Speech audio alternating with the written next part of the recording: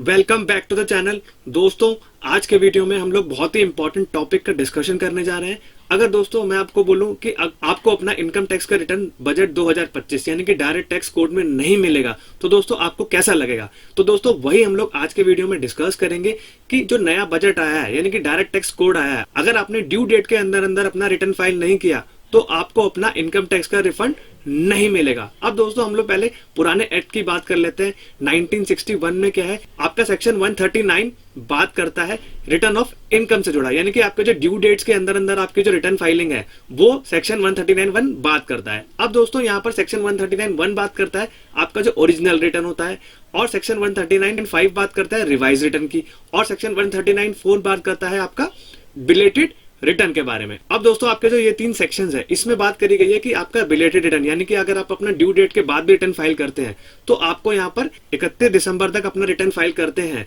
तो आपको क्या है यहाँ पर रिफंड मिल जाएगा। रिवाइज रिटर्न के केस में दोस्तों यही चीज है कि आपका जो 31 दिसंबर तक अगर आप अपना रिवाइज रिटर्न कर देते हैं तो आपका यहाँ पर रिफंड मिल जाएगा। अब दोस्तों बजट 2025 यानी कि डायरेक्ट टैक्स कोड के अंदर कोई भी इतना हल्ला नहीं मचा रहा है, और इनकम टैक्स एक्ट में ये लिख दिया गया है कि अगर आपने अपना रिटर्न ड्यू डेट के अंदर अंदर फाइल नहीं किया है तो आपको यहाँ पर रिफंड नहीं मिलेगा। अब दोस्तों इनकम टैक्स क्या कर सकता है, बाद में इसमें फेरबदल भी कर सकता है, लेकिन इस पे अभी तक कोई भी हल्ला नहीं हो रहा है, और इनकम टैक्स को यहाँ पर किसी ने भी टैग या किसी ने भी इनकम टैक्स को यहाँ पर इन्फॉर्म करने की कोशिश नहीं करी है। तो दोस्तों काफी यूट्यूबर्स हैं, उन्होंने भी यहाँ पर बताया है इनकम टैक्स को संज्ञान में लेने के लिए कि भाई आप अपना ये जो एक्ट है इसमें सुधार करिए, वरना क्या है कि टैक्स पेयर्स का यहाँ पर बहुत ही नुकसान हो जाएगा। तो दोस्तों हम लोगों ने भी ये इनिशिएटिव यहाँ पर लेने की बात करी है कि इनकम टैक्स को हम लोग यहाँ पर बता पाए कि आपका जो एक्ट है उसमें बहुत सारे फ्लॉज हैं, तो उसको आप यहाँ पर करेक्ट करिए, वरना क्या है होगा टैक्स पेयर्स का यहाँ पर नुकसान होने वाला है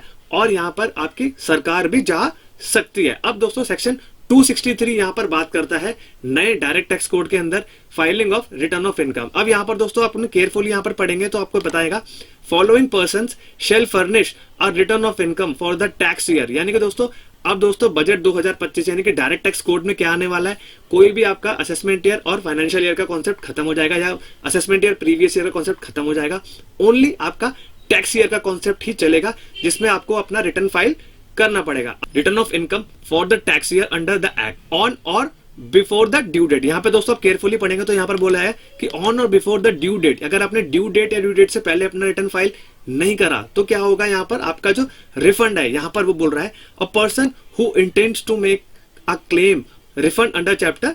20। अब दोस्तों यहाँ पर आप केयरफुली अपना पढ़ेंगे तो कोई कंपनी या कोई इंडिविजुअल या कोई भी फर्म हो, अगर अपना रिटर्न ड्यू डेट या ड्यू डेट के अंदर अंदर फाइल नहीं करते हैं तो आपको यहाँ पर इनकम टैक्स का रिफंड नहीं दिया जाएगा। तो दोस्तों यही सबसे बड़ा इस एक्ट में फ्लॉ है, और बहुत सारे दोस्तों हम लोग सेक्शन को पढ़ने की कोशिश कर रहे हैं, पुराने सेक्शन से कंपेयर कर रहे हैं और जो पुराने एक्ट है उससे भी कंपेयर कर रहे हैं, और आपके लिए यहाँ पर दोस्तों हम लोग कंपैरिजंस भी लेके आ रहे हैं कि पुराने में क्या था और नए में क्या गलतियां इनकम टैक्स कर रहा है, जिससे कि इनकम टैक्स इसमें सुधार कर पाए। दोस्तों ये तो अभी ड्राफ्ट है, लेकिन जब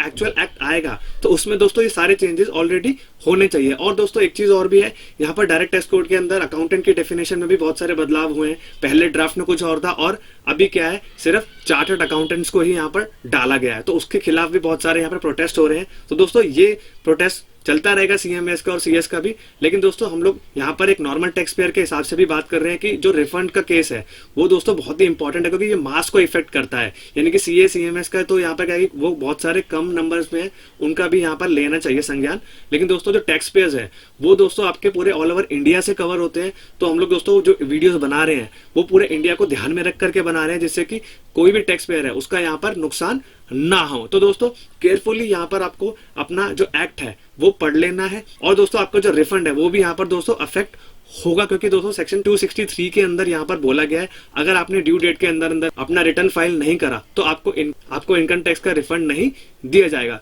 अब दोस्तों आगे क्या होगा, जब फाइनल ये एक्ट छप के आएगा उसमें बहुत सारे बदलाव होंगे, वो भी दोस्तों हम लोग पढ़ लेंगे। अभी के लिए दोस्तों ये है कि आपको जो रिफंड है वो नहीं दिया जाएगा नई डायरेक्ट टैक्स कोड के अंदर। तो दोस्तों आई होप आपको समझ में आ गया होगा। ये जो वीडियो हमने बनाया है ये इनकम टैक्स के लिए भी बनाया है कि भाई उनको पता चले कि उनका जो ड्राफ्ट आया है उसमें बहुत सारी गलतियां हैं, और दोस्तों हमने टैक्स पेयर्स के लिए बनाया है कि दोस्तों की टैक्स पेयर यहाँ पर इसके प्रति आवाज उठाए और इनकम टैक्स तक बात अपनी पहुंचाए। तो दोस्तों अगर ये वीडियो इन्फॉर्मेटिव लगा हो तो चैनल को लाइक, सब्सक्राइब एंड शेयर करिए एंड बेल आइकन भी प्रेस कर दीजिए, जिससे कि हम लोग ऐसे ही आपके लिए इंपॉर्टेंट वीडियोस लेके आते रहे। I hope you like this video. Thank you very much and have a nice day.